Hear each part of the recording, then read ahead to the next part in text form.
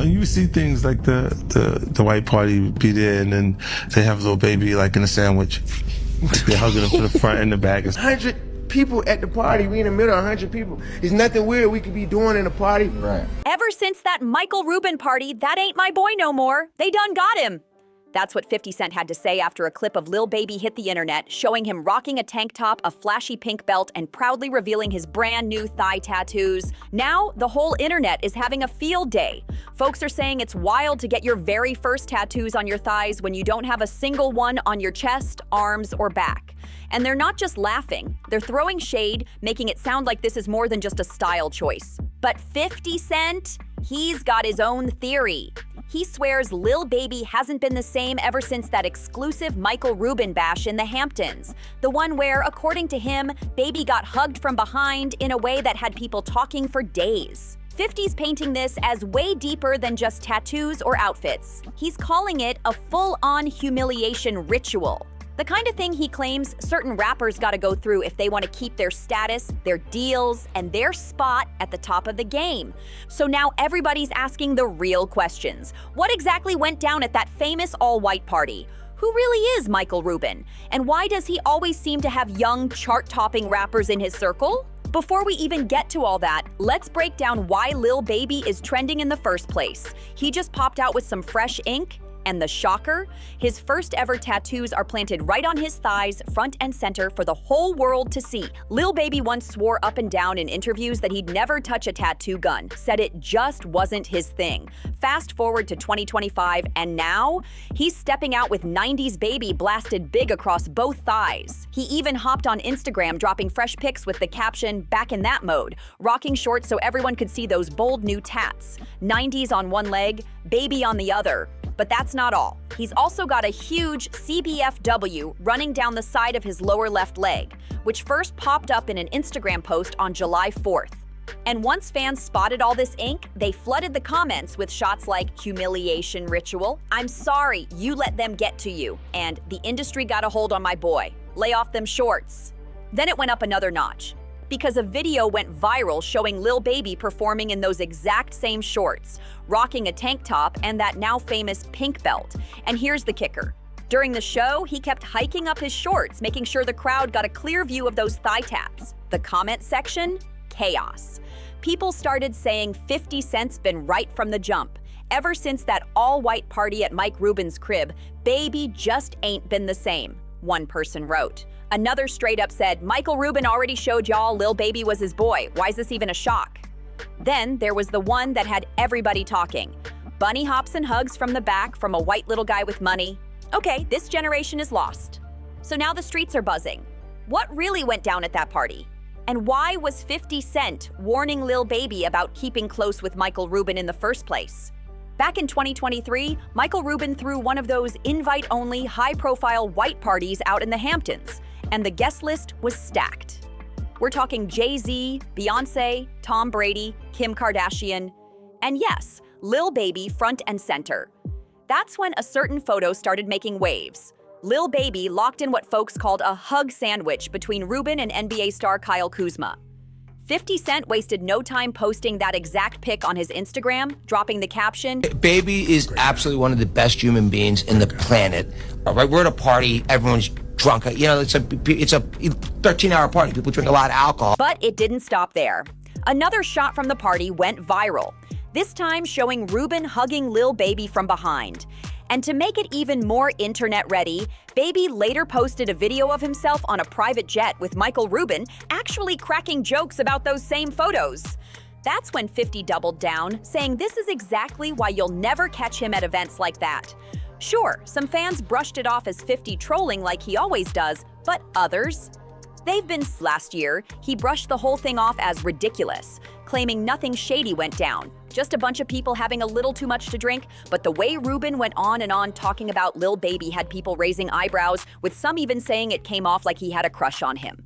And here's the thing, people aren't buying the innocent just friends story. Many are pointing out that Rubin isn't even in the music business, yet he's always surrounding himself with young, high-profile rappers. And Lil Baby isn't the only one caught up in these strange moments. Remember that video of Meek Mill hopping around like a bunny on a tennis court for Rubin?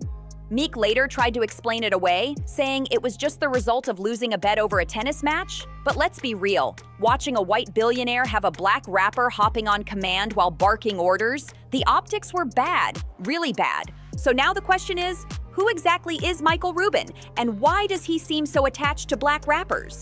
A quick look at his Wikipedia page says he was born in 1972 in Philadelphia, raised in a Jewish family in Lafayette Hill.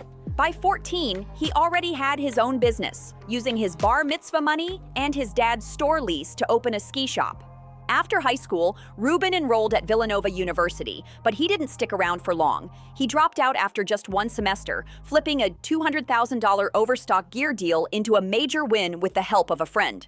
From there, he cashed out, sold his shops, and launched KPR Sports, a business pulling in over $50 million in sales by 1995. But that was just the warm-up. Rubin went on to create a company that evolved into GSI Commerce, a multi-billion-dollar e-commerce powerhouse. These days, he's the boss at Fanatics Incorporated, the official licensed sportswear supplier for the NBA, NFL, MLB, NASCAR, Formula One, and even WWE. According to Forbes, by mid-2025, Rubin's personal net worth had skyrocketed to a jaw-dropping $10.6 billion. Now, on paper, that sounds like the classic middle-class kid to billionaire mogul story. But here's where it gets shady.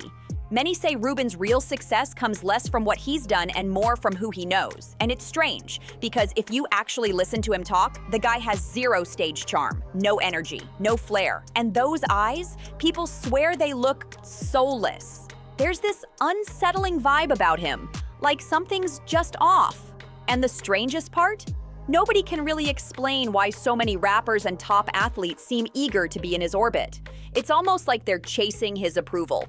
And speaking of approval, there's one event that seems to keep everyone talking, Rubin's famous all-white party. And trust me, there's more to that night than just fancy champagne and celebrity selfies. The whole all-white party scene didn't start with Michael Rubin. It was actually made famous by Diddy back in the late 90s. Back then, Diddy's Hamptons white parties were the place to be, the hottest ticket in the celebrity world. And funny enough, a lot of the same stars who were living it up at Diddy's events back in the day are now fixtures at Rubin's gatherings. Take Leonardo DiCaprio. Here he is in 1997 at Diddy's legendary Hamptons Bash, and here he is last year smiling at Rubin's all-white soiree. Same with Jay-Z. In 2003, he was side by side with the late Uptown Records founder Andre Harrell at Diddy's party.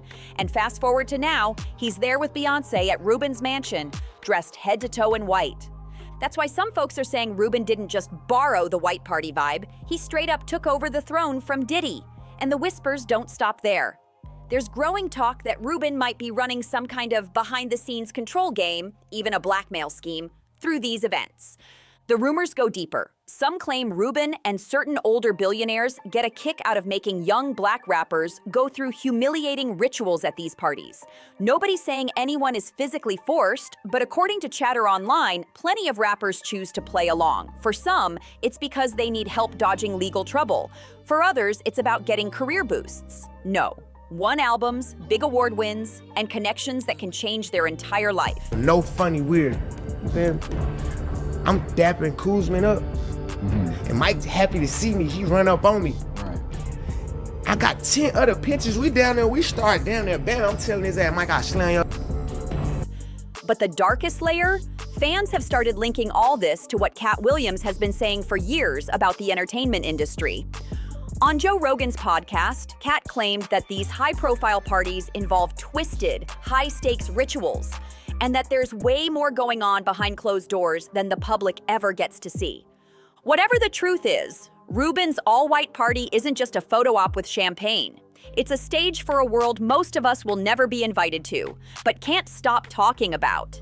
If you made it this far, hit that like button, subscribe to the channel, drop your thoughts in the comments, and share this with someone who needs to see it. I'll catch you in the next one. And trust me, you don't want to miss what's coming.